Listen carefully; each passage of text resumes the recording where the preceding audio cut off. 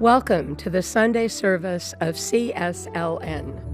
We are a welcoming and inclusive community of inspired individuals caring for and about each other and the entire planetary family.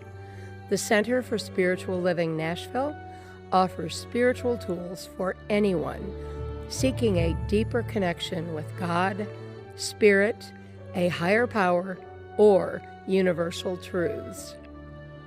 Be sure to subscribe below if you enjoy our programs. Now please enjoy today's service.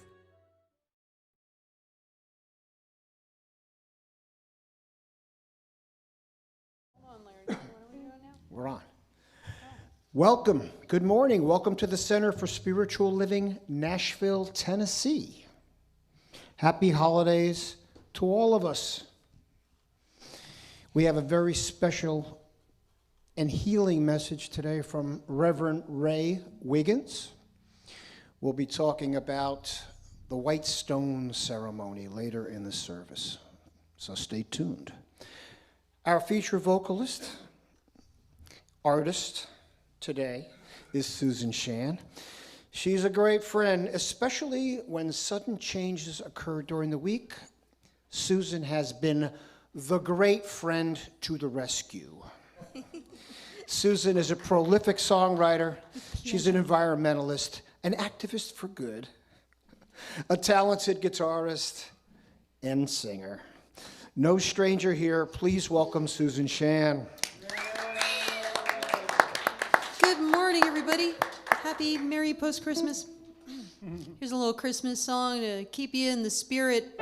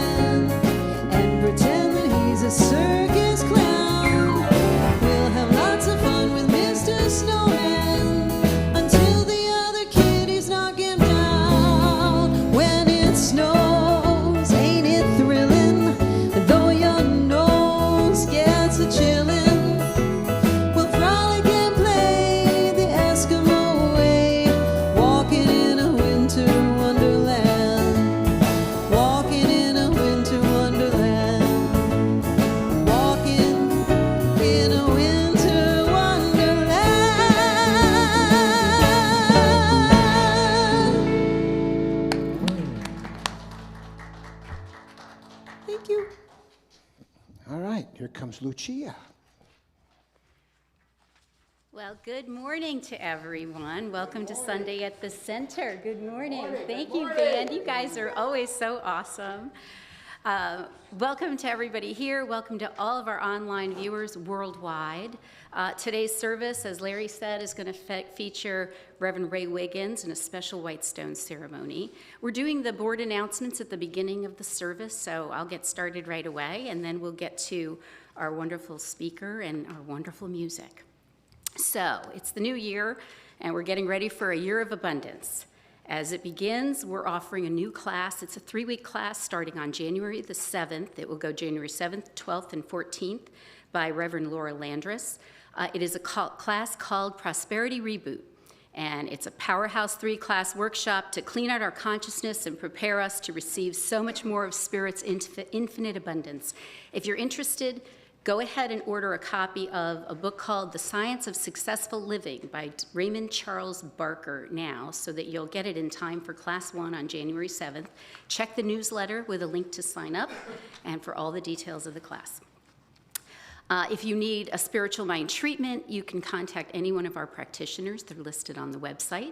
Select the practitioner of your choice and use the individual contact form to submit a request. The Giving Circle is up and running. We all have them, gift cards that are expiring in our wallets, in our pockets, that we've never used and maybe never will. So we can give them to the center, and we could pass those along to people within our community who might need some temporary assistance.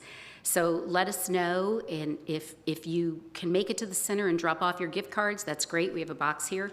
If not, mail in the gift cards to the center, and if you have a request for assistance, then please let us know that.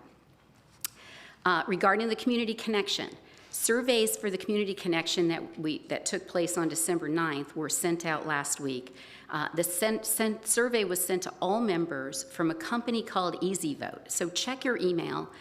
You may have missed the survey because of that. Check your spam folder as well. And if you did not get the survey, then contact me. My email information is in the newsletter. To accommodate this, because I know some people did overlook the survey because it came from Easy Vote and not from CSLN, we've gone ahead and extended the deadline to complete the survey to January 2nd at 5 p.m. So we'll get through the holidays and give everybody a chance to check their email and respond to that. Also regarding the Community Connection, a link was in the last newsletter, so if you missed the Community Connection, you can stay connected with what's happening and watch the Community Connections link. We're also looking for volunteers to help us plan the next Community Connection, which right now is scheduled for the 2nd week of January. So if you're interested, again, I'm the person. My email is in the newsletter. 2 more quick announcements. Please stay connected and share your love for our center and our teaching with a gift at love@csln.com. And the speaker for the next 4 Sundays will be Reverend Mitch Johnson. So please subscribe to our YouTube channel and give us a thumbs up. Thank you so much. And now I'm going to turn it over to David Arnholter and Kate Prentice for a special presentation.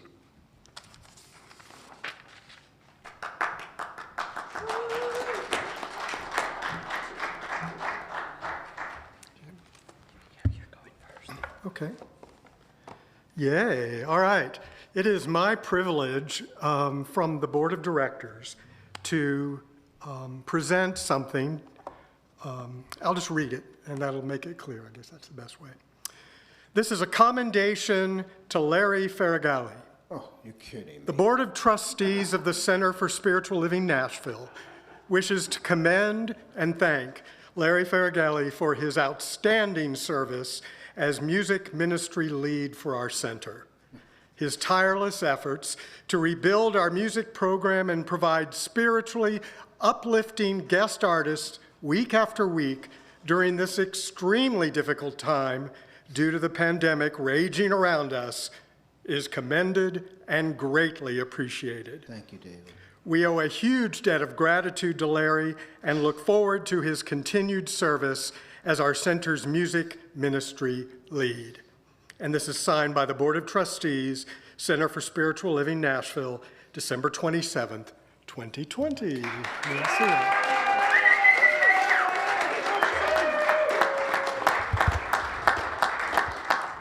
Thank you very much, David, for starting us off with that. Our staff is small, but we certainly couldn't do this without our staff. And one other staff member that I want to commend, who doesn't happen to be here today, is Debbie Gashow. The Board of Trustees of the Center for Spiritual Living Nashville wishes to commend and thank Debbie Gashow for her outstanding service as bookkeeper for our center. We appreciate and value all the hard work and extra effort she has tirelessly given to the center to keep it running smoothly and efficiently during this difficult time. We owe Debbie a huge debt of gratitude and value her as we move forward to a much stronger center due to her loving efforts on our behalf. Signed, the Board of Trustees on this day of December 27th.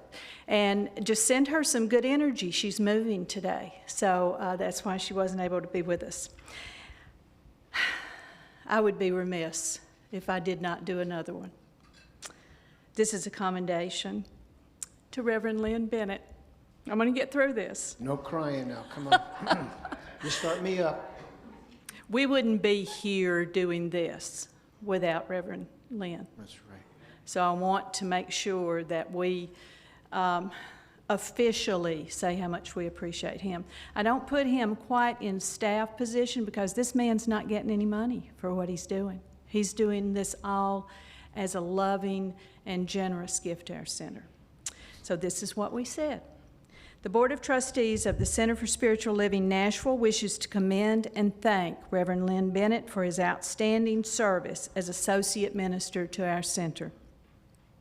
He has gone over and above in his efforts to reestablish our presence in the community through our online Sunday services, an accurate membership list, and online voting for the important community issues, our revitalized education program, and his inspirational vision of a principle-centered community. We owe a huge debt of gratitude to Reverend Lynn and value him as we move forward to a future filled with love. Board of Trustees, Center for Spiritual Living, this date, September 27th, 2020. Come here. Get up here.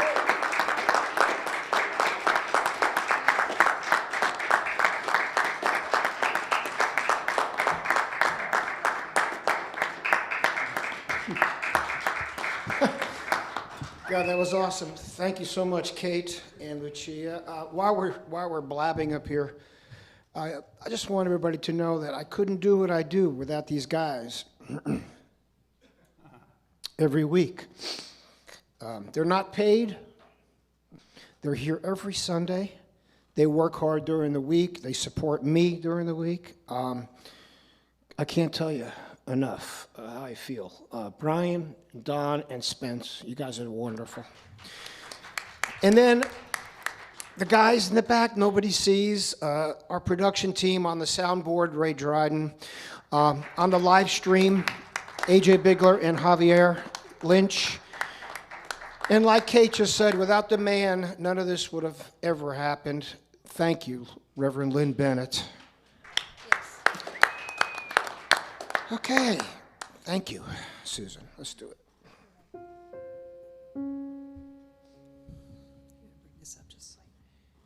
Oh, we're all standing taller now. You gotta. Yeah, it's... The song is called "The Meaning of Christmas." 2, 3,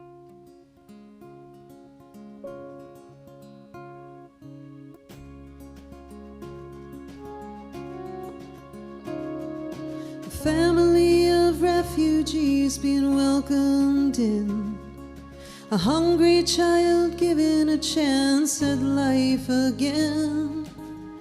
Little acts of kindness everywhere you go. That's the meaning of Christmas.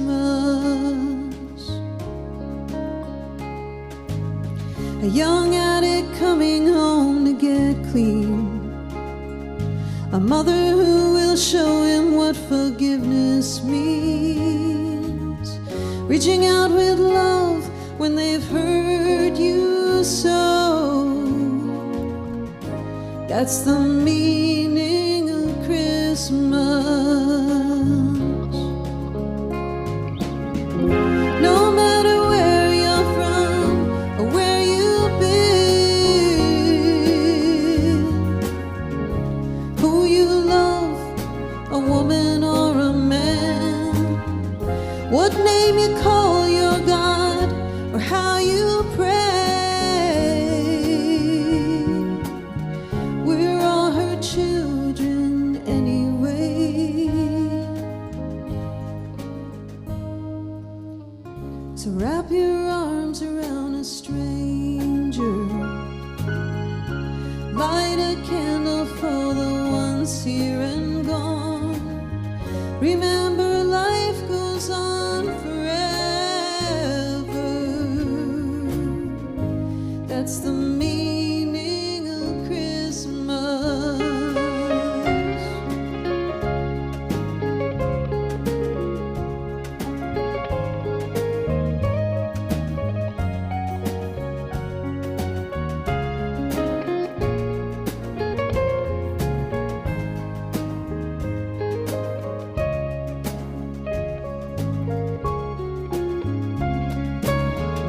No matter where you're from or where you've been,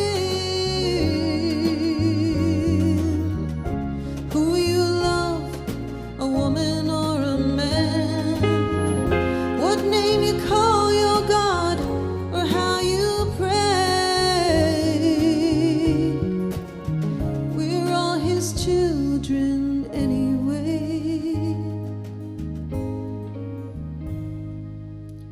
So wrap your arms around a stranger. Light a candle for the ones here and gone. Remember, life goes on forever. That's the meaning of Christmas. That's the meaning of Christmas. That's the meaning of Christmas.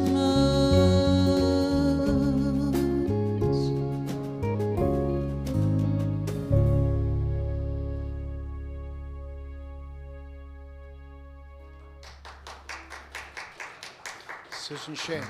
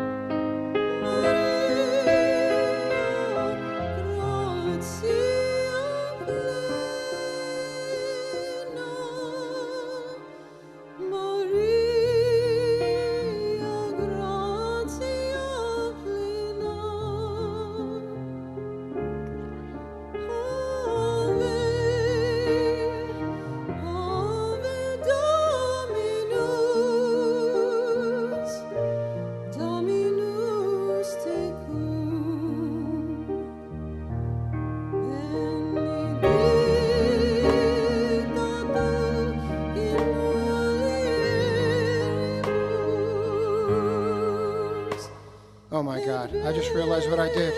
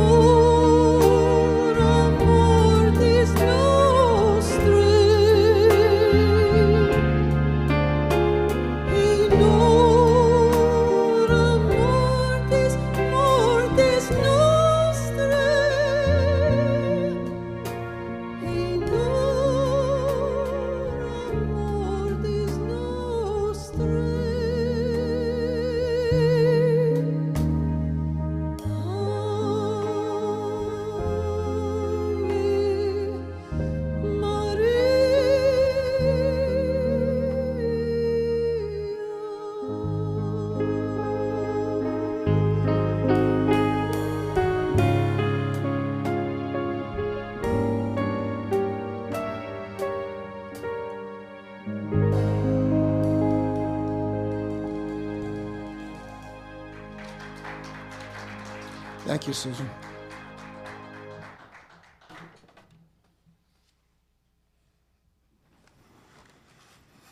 Good morning. My name is David Arnholter. I'm a member of the Board of Trustees here at the Center, and I'm also a practitioner. It is my privilege to do the reading this morning. And our reading comes from Science of Mind, pages 163 and 164, The Healing Process. Mental or spiritual treatment should bring into actual manifestation the health and happiness which are our divine heritage. Such healing includes the freedom of the mind from every form of bondage, through a new concept of God, which causes the heart to beat with joy and gladness and love. This healing power is a consciousness of the unity of all life and the spiritual nature of all being. The healing process, in as far as it may be termed a process, is in becoming conscious of this eternal truth, that our lives are rooted in the universal and the eternal, which are none other than the life of God. In order to heal, we must incorporate a conscious recognition that health has always been ours. Abundance has always been ours. Happiness has always been ours. Peace has always been ours. And they are ours now. For they are the very essence of truth of our being. And so it is. So it is. And so for our spiritual mind treatment this morning, I will say it in the first person, but please, please make it personal to you. So let's all take a deep breath. Just be very present, and we begin. I know that there is only one eternal force, one spirit, one divine presence that moves through all creation as powerful, loving, joyful energy. This force is the wind that whistles through the trees. It is the stream that caresses rocks as it flows. It is all that my senses can even fathom, and so much more. The oneness of the universe expresses through and as every fiber of my being as love, light, joy, and peace. Because this oneness is everywhere present, I am one with it, and it is one with me. I am one with the infinite web of life and am connected with it. As I experience the oneness of the universe, expressing through and as every being, I experience this oneness through and as me and through as each of us. The abundance of the universe is expressing itself here and now through all of us as infinite prosperity, infinite possibilities in all things. At the center of my consciousness, I recognize this divine presence that is always inspiring, always sustaining, always guiding me. I know that health has always been mine. I know that abundance has always been mine. Happiness has always been mine. They are mine now, for they are the very essence and truth of my being. And for that, I give thanks. as I gratefully accept this amazing truth about my life, knowing I am always, always centered in the heart of goodness. And this morning, I specifically give thanks that the bombing in Nashville on Christmas morning, I am so grateful that it did not claim any innocent lives. And I give thanks that whoever planned and perpetrated this horrendous act will be found out and quickly brought to justice.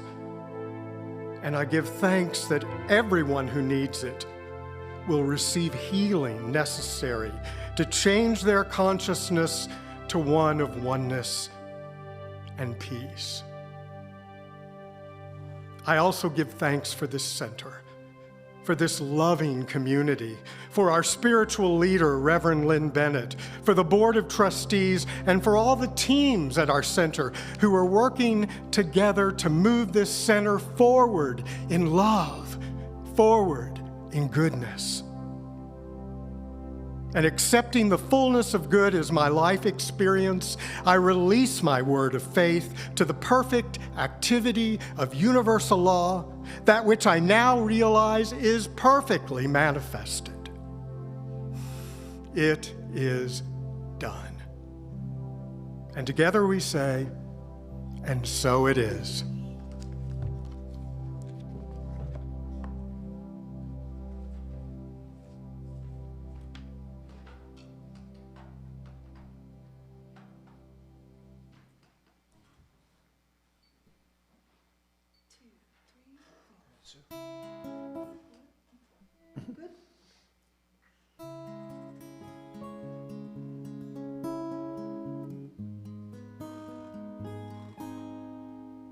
It's a new beginning, it's a letting go.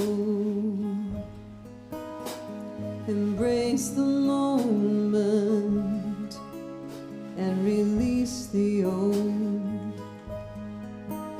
Listen to your wisdom, let it be your guide. You will find the answers there inside. White stone, symbol of freedom from the past. White stone, symbol of vision, come to us at last. I hold it in my hand, and I am born again. Oh, Spirit washes me clean as a white stone. First the fire burns away what's been, heals our wounded past by the grace within. Then the silence reveals our truth, setting our intention in the name we choose. White stone, symbol of freedom from the past. White stone, symbol of vision, come to us at last.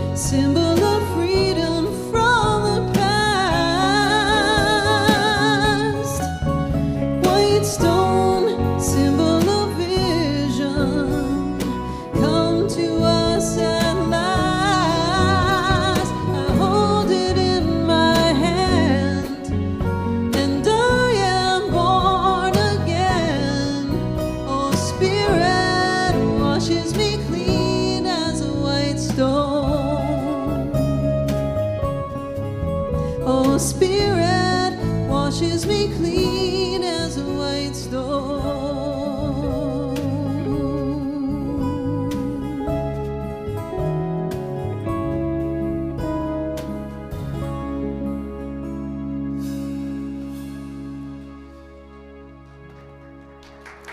Thank you. That was beautiful. And my name is Candy Paul, and I am a practitioner here, and it is my privilege to introduce our speaker for today. Our speaker is Ray Wiggins. Some of us know him as Papa Ray. Some of us know him as Reverend Ray. But we all know he has a great heart. He has had many, many years of service. He's been in Unity for many, many years, 23 years in United Methodism before he came to Unity, and 28 years he's been a minister, a youth director, a leader, and he is a wonderful speaker. And we started knowing him as greeter out by the door when we were meeting here. We didn't know we had this wonderful treasure. And I'm so pleased to be introducing him. Not only that, all those years of service, he has also just celebrated his 84th birthday on December 14th. I would never have guessed. He is as young as springtime. And he is even starting a new ministry online. It's a telephone ministry, Voice Hugs, a new way to hug in a no-touch pandemic world.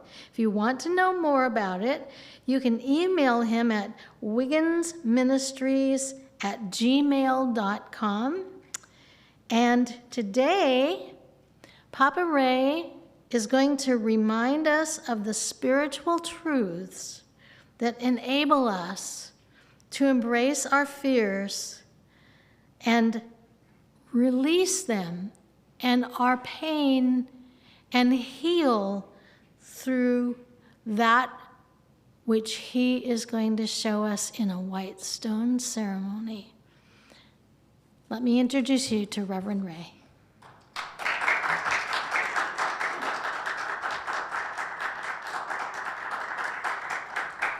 Thank you, Candy. Hi, everybody. Thank you so much. I'm delighted to be invited back. It thrills me to do this. It also scares me. This message today, I think, comes at the perfect time. It's 2 days after Christmas and 5 days before the new year. It's a message that I would have not have picked because I would have chosen something simpler. But I think it's important. In fact, I believe that for my well-being, for our well-being, and for the future of our world, the secret that I will share today about how it is that we do harm to one another, how we can visit the manger and learn how to give birth to our divine nature, and how we can set a thought intention for 2021 so that we don't repeat 2020. So I thank you for that, and I appreciate it. And welcome to our guests who are watching here in the auditorium, and those in Nashville that are watching, and those who are watching from around the world. And for those who do not live locally, David made reference to an explosion.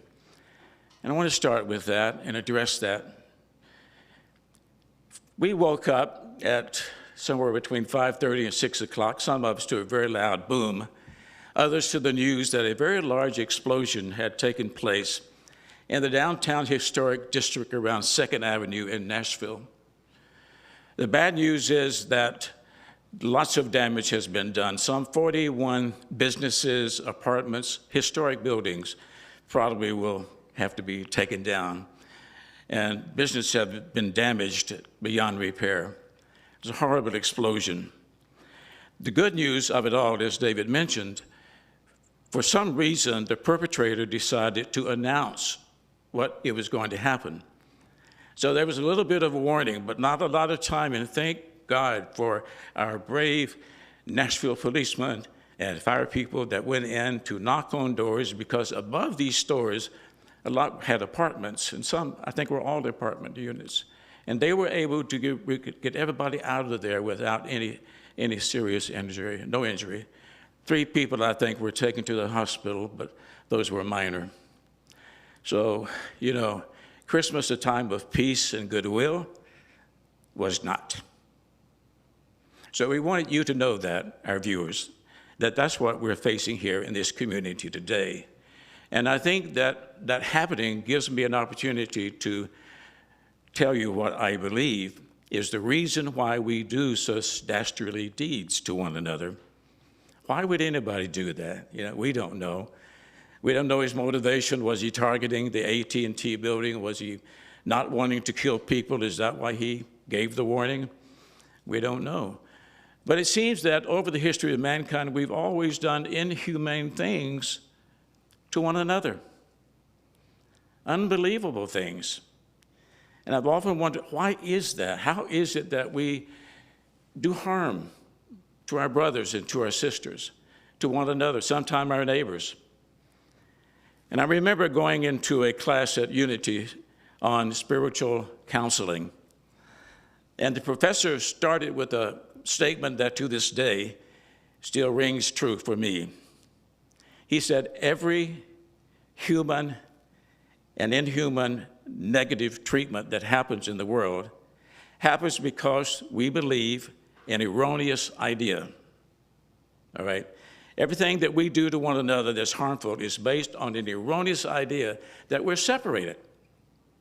We're separated from God, separated from one another. Now, what happens when we feel separate is that we objectify the other person. And once they become an object, we don't think about feelings. We even think maybe they deserve it. But when we objectify, we take away the humanness of that person. We take away who they are, and we have no compassion and no empathy for what they're going through. So that erroneous idea is corrected by what the healing process is. If that is why we do it, the healing occurs when we do what? When we give up that erroneous idea, because it is erroneous. When we give that idea up and we come to understand the truth that we really are one with God. God is not far off. We live and move and have our being within God. We're sort of like fish swimming in the ocean, looking for the ocean. We're swimming in God. And we're not separate from one another. We are actually realizing more and more as we study human behavior, as we do quantum physics, as we do DNA research, that any difference that we have in color, in creed, and who we are as human beings is so minute in our DNA that it's not even bringing up. We literally are the same, one and the same. And the healing process for us is to find out how can we stop this craziness that's going on. Another thing, recently here in Nashville, one of our nurses going to work at the IC unit here at St. Thomas West Hospital I go to was shot on her way in a car. So this has got to stop. The human race has got to grow up. And we've got to get rid of erroneous, bad ideas that somehow the other got planted in our minds. And that's going to require a rather radical change. And that is a change in 2 things. One is knowing who we are, which is a thought of consciousness. The problem that I believe all of us have on this planet is that we only have one crisis, and it's an identity crisis. We have forgotten we have forgotten that we are children of God, that we are divine, that we're made in the image and likeness of God, that we have all of the attributes of God, that we are one with this Creator. It is not far off from us. It's not way up there someplace. It dwells inside of us. So as I share, I'm going to explain to you that I'm going to be talking about the Nativity. We're going to go back to the Christmas. It's supposed to be peace on earth and goodwill to all men. And I'll use the term Jesus. And I'm talking about Jesus, the man. And I'll use the term Christ, which is not Jesus, the man. Christ is not his last name. It is a title given to someone who has achieved a higher level of consciousness. Jesus was able to raise his consciousness to express the divine at all times. And he said, you know, what I do, you can do. So I believe that the reason why I am here on this planet, why you're here on this planet, why we're all here on this planet is only to do one thing. Remember who we are, that we are divine, and find a way to raise ourselves up so that our decisions are made not from our ego, not from our lower consciousness, but from our higher consciousness. We are here to raise ourselves up in consciousness, as David said in what he read. That's why we're here. We're here as spiritual beings in a human body for one purpose, remember our divinity and begin to raise ourselves up so that we're making our decisions out of that part of us, not the lower part of us. So you may have seen a picture of an iceberg where it is showing the underwater of the iceberg is enormous and the tip coming out the top comparatively is very small. That subconscious mind, that unconscious mind is a part of us. And the next level, which is above, is the conscious mind, which is where you and I are right now. We are aware of where we are and what we're doing. And then at the very tip top is the divine nature. That nature is where we want to go. And I believe that the Nativity gives us a hint how to do that. You would think that if the King of the King, if the Son of God was going to make an appearance and be born into the world, it would be in a large city. It would be to a wealthy, maybe even royal family. It would be on television. It would be something that would be heralded to all, but no, it happened in a very small town. The town even had a reputation. It says, well, what good could ever come out of Bethlehem? But there in a lowly manger, which means a stable, within that stable was a manger of some straw and some wrappings of clothes that they could wrap the baby in. We see the secret, and that is that we must get to a place of that kind of humility. Not to show, not to come in on stallions and horses and drawn with carriages, and not to show, and not all of the exterior things of wealth and power and fame, because you would think that that's what he would have. And he did, but it was not of this world. And he kept saying to people, you know, no, my kingdom is not of this world. It is within us. It's a here now moment. It's not a far off event. It is right here, and it dwells within you. And to access it, he answered a man's question, what must I do to inherit the kingdom? And he said, if you don't become as a little child, you'll never enter. So the little babe reminds me of innocence. It also reminds me of humility and not this braggadocious personality that we all want to put on, that we know it all. Actually, it's meek and lowly. One of the Beatitudes are, blessed are the meek in heart, for they shall see God. Now, sometimes we think meek means being a doormat for people to walk over. It doesn't mean weak. It actually means, if you go back to the original Aramaic that Jesus spoke, it means teachable. Teachable.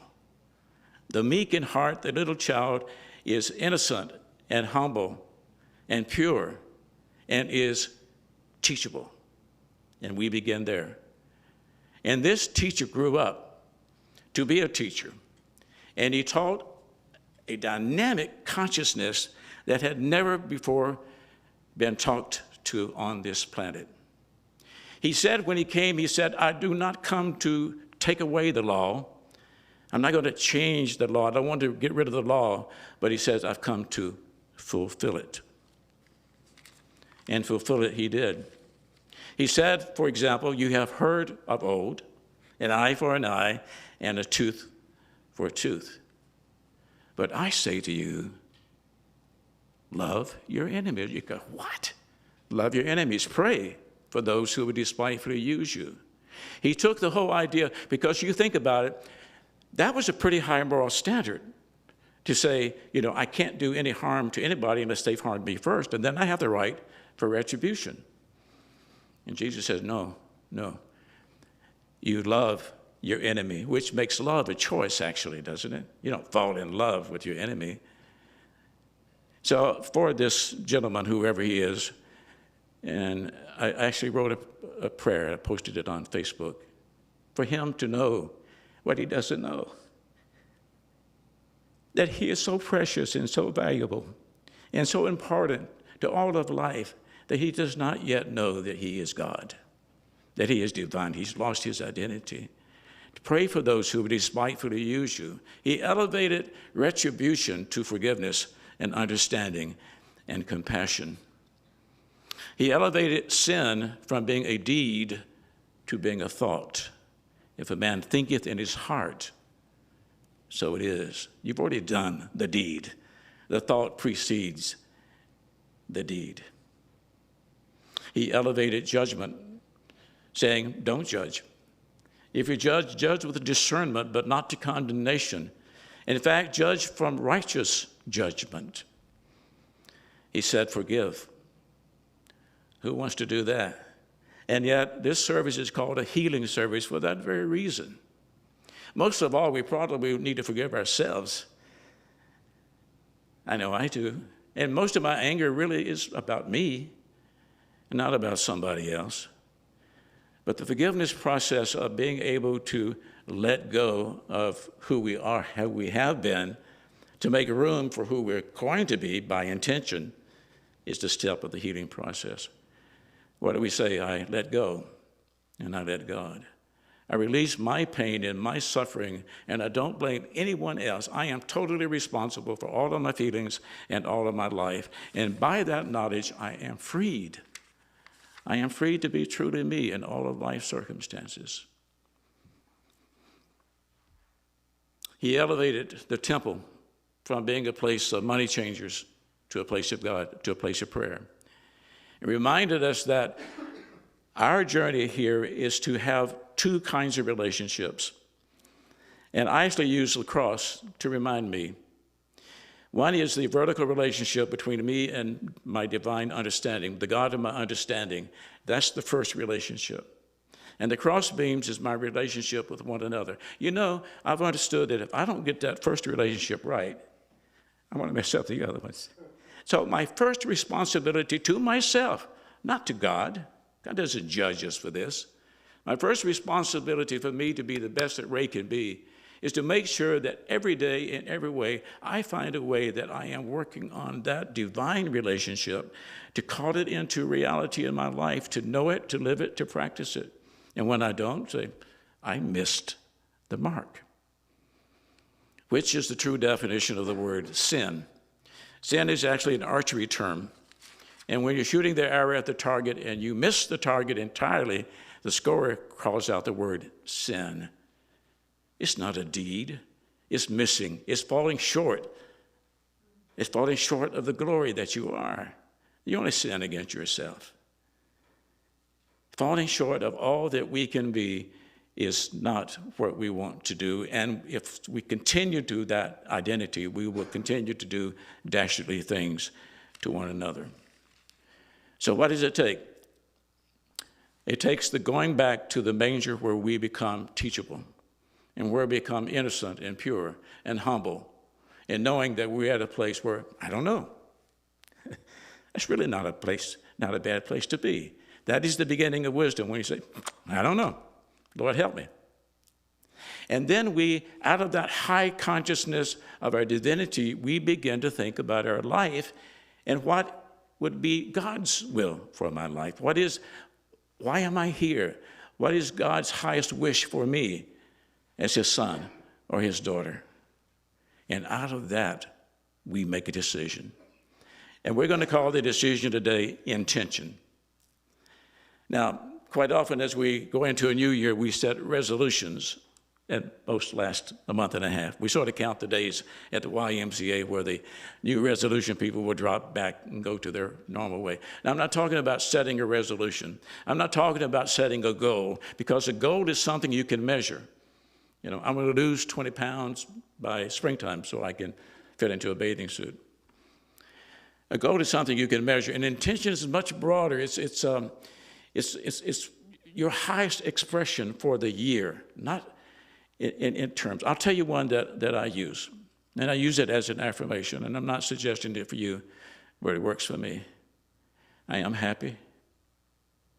We all want that. I am healthy. I am wealthy. I want that. I'm happy, healthy, wealthy. I'm wise. I had to add that to my list when I realized how stupid I am about some of the things in my life.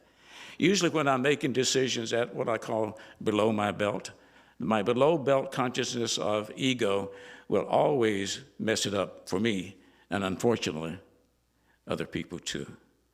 So I want to raise that up to a higher consciousness. Instead of an intention, it says I'm happy, healthy, wealthy, wise, and I'm whole. I'm a complete person on body, mind, and soul. And out of that intention, or something similar to it, it begins to fall into place. You begin to think that. You begin to live that. Not because you set it as a goal, because it becomes for you a way of life. Did you know that in the early days of the followers of Jesus, they didn't have a name. They had not yet been tagged as those Christians. They were called followers of the way. So the man Jesus for me is not the great exception. That means I can't do it. I can't do what he did, and yet he said I could. So he's not, for me, the great exception. He is the great example. He becomes the way shower, the one who shows how to do it, shows the way. He's my template that I can follow. And he said, I am the way, the truth, and the life. And you come to the Father the same way I come to the Father. And the reality is that I am also that, because he never put himself apart from us. He said, I am the light of the world, but he said, you are the light of the world. I am the way, you are the way. We're in this together, and by setting an intention that will reach beyond anything that we could possibly imagine, we'll probably reach it. Because we've done the first thing, we've humbled ourselves to a place of saying, I don't know. And we get our intention by going inside to that kingdom where God is always, and asking that divine part of me, what's best for me in the next year? And we're going to do that here today. For those of you watching at home, if you have a piece of paper close by, a Post-it note, or anything you can write on, we're going to do in a moment the white stone ceremony. We're going to ask you to go inside to that manger place and ask your divine nature what is the highest and the best for you. And you're going to begin to find for yourself that high idea. It may not come to you immediately, and that's okay. It'll come to you when it's ready. And once you grasp it, see if you can put it into a word or two. One or two words. I've got a white stone here someplace, unless somebody moved it. So this is what a white stone would look like if it came from Jerusalem. And this is one that I wrote on both sides. This is actually quarried. It's called the Jerusalem stone. And we have rocks here. These are river rocks, so if you've got one as you came in and you've got pencils to write on, they're all porous so that you can write something down. And then you want to place it where you can see it, next to your computer, next to where you shave or do your makeup, so you can see it to remind yourself of your intention. So I'm going to invite you at home to do what you do to relax and hear the same way. We find usually to slow our breathing down and to begin to center ourselves and bring ourselves out of our mind, out of the businessness and the chat of the mind, to begin to bring that in and begin to be still and listen and listen.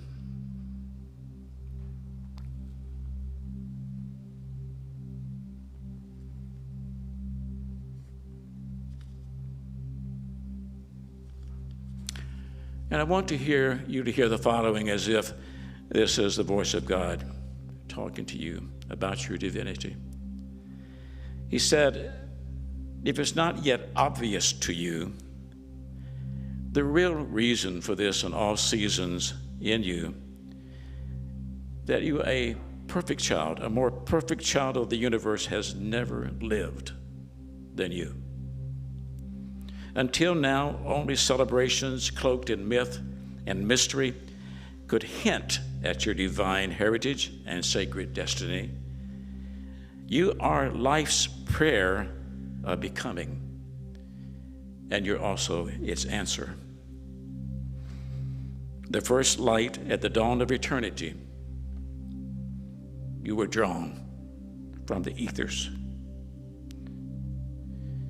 You are a pioneer into illusion, an adventurer into the unknown, and a lifter of veils, courageous, heroic, and exalted by legions of angels.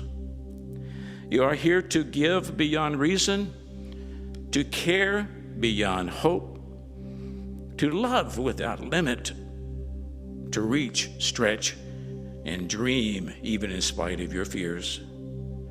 These are the hallmarks of divinity, traits of the immortal, your badges of honor. Wear them well, knowing that you are my holy child in whom I am well pleased. And so open your mind to receive.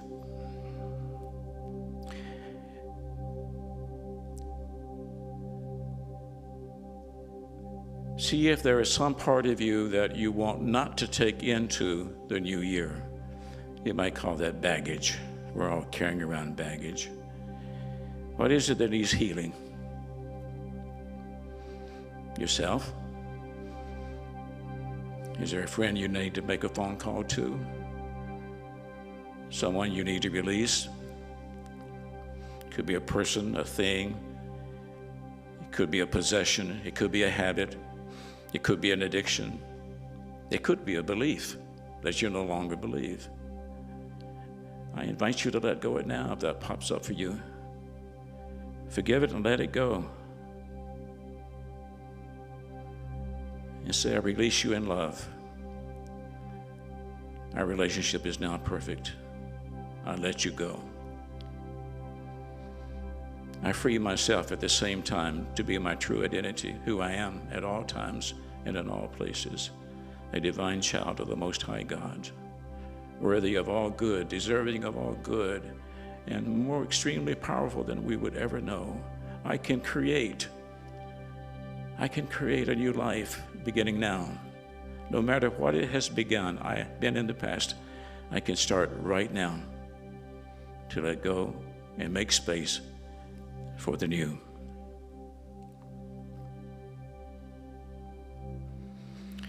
And ask that Spirit for a vision for the new year. The past is gone, you let it go. What is new? What is waiting to be birthed in you? The birth of the divine for sure. Set that one intention. This year I will live out of my divine nature. Each and every moment I will ask God, what is the right thing to do? What is the loving thing to do? Lead me and guide me, because I don't know. Show me, teach me, and that's the way I will go. And if a word comes to you that sort of summarizes what Spirit is wishing for you in the new year, just take your pen or pencil and your white stone, your piece of paper or your sticky note, and write it down. Write it down. If it doesn't come now, in your daily time of meditation or reflection, go back to that question. Lord, what is your desire for me? What is my mission? Why am I here? How do I do this? How do I manifest all the good that I want for myself, for my family, friends, and for the world.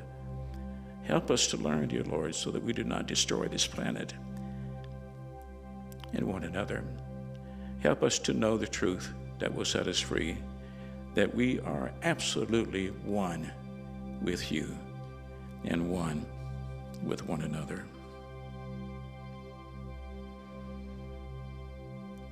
We know that what we have done is complete. We release it now in love. We declare that what we have set our intention for will indeed manifest. We have gone to the manger to find our divinity. We set our intention for the future, knowing that God is leading us in every way, and it is good.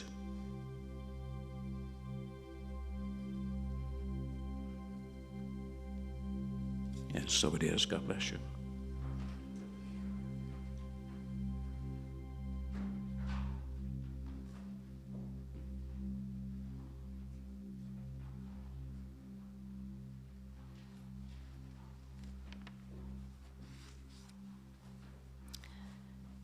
And as we continue, it's time to give back to what serves us and to set our intention in the act of giving.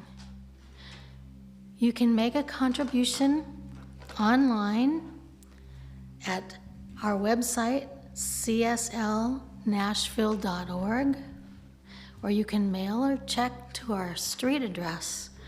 Remember that you are not giving to an organization or something other than you. You are giving to yourself. It's a statement of faith. It's an act of belief in the divine givingness. Say with me, divine love as me blesses and multiplies all that I have, all that I give, and all that I receive. And together we say, and so it is. We want to thank you for joining us today. And please share the link to this program with a friend and join us again next Sunday. If you should need support at any time, please contact one of our practitioners through our website, cslnashville.org. I am going to close with a prayer treatment. There is one mind, one heart, one essence, and that is God, and that is me. That is my essence. I am one with God, and God works in, through, and for me. And I know that 2021 is a new year and a new opportunity to set a divine intention, an intention that is expansive and worthy of who I really am, a child of God, a light in this world, a center of delight and joy, in spite of all the frailties and follies. There's divinity even in those. And I know the choices that I am making and the intention for healing and love and givingness is perfect. I am perfect, whole, and complete in ways that I do not understand. And I will be setting my heart to be in tune with the infinite so I can explore that in new ways in the coming year. I can be a Christ, and I can follow the great example of Jesus. I know that the highest and best is unfolding, in spite of the mystery of the darkness and the sadness and the very surreal year 2020 has been. I know that God is in all of it, all of it, all of it, even the terrible things. And we have seen greatness in the midst, love expressed, and life given and life released. So I release that which no longer serves me, and I give my best to life. I choose to be more and better than I have ever experienced, knowing that it is God working in, through, and for me to make it a reality in time and space. And I release this treatment to the law, knowing that this, and even better, is unfolding. And together we say, and so it is. Thank you, Candy.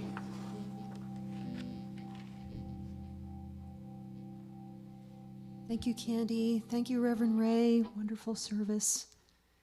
Love you. And everybody at home, happy holidays, and we love you. This is another one of mine. It's called A Room at This Table. It goes like this.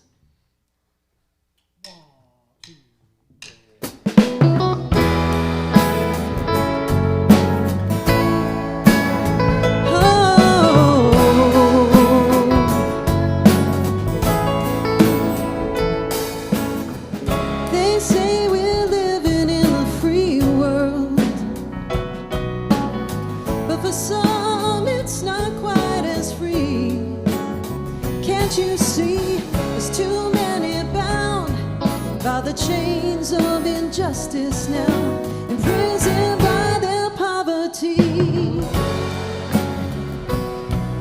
In the land of milk and honey, how can we justify even one child going hungry?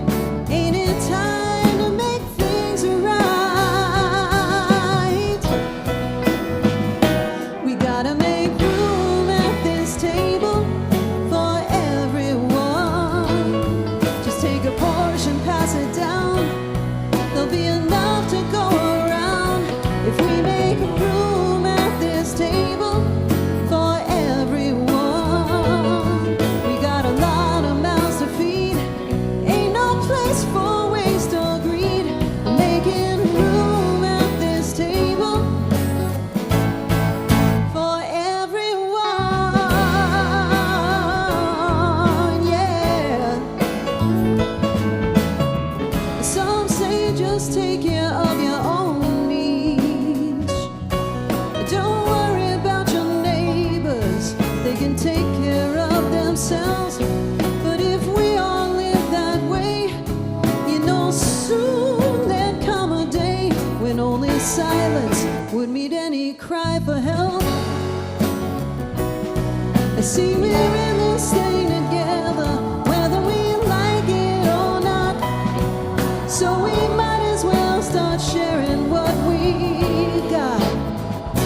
We gotta make room at this table for everyone. Just take a portion, pass it down. There'll be enough to go around if we make room at this table for everyone. We got a lot of mouths to feed. Ain't no place for waste or greed. Making room at this table for everyone, yeah.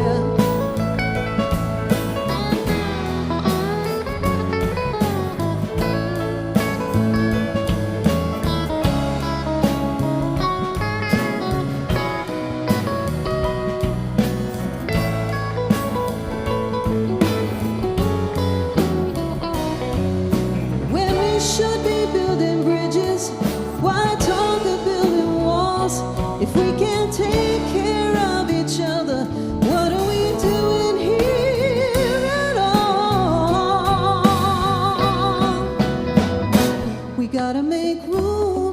this table for everyone. I hope you're singing with me. Got a lot of mouths to feed. Ain't no place for waste or greed. Making room at this table for everyone. Just take a portion, pass it down. There'll be enough to go around if we make room at this table for everyone. 'Cause when we understand the truth, we'll know just what to do, and we'll make room at this table for everyone. Got a lot of mouths to feed, ain't no place for waste or greed. Making room at this table for everyone. For everyone. For everyone.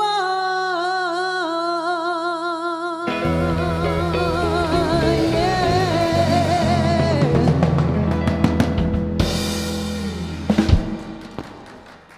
Thank you all. Have a wonderful day.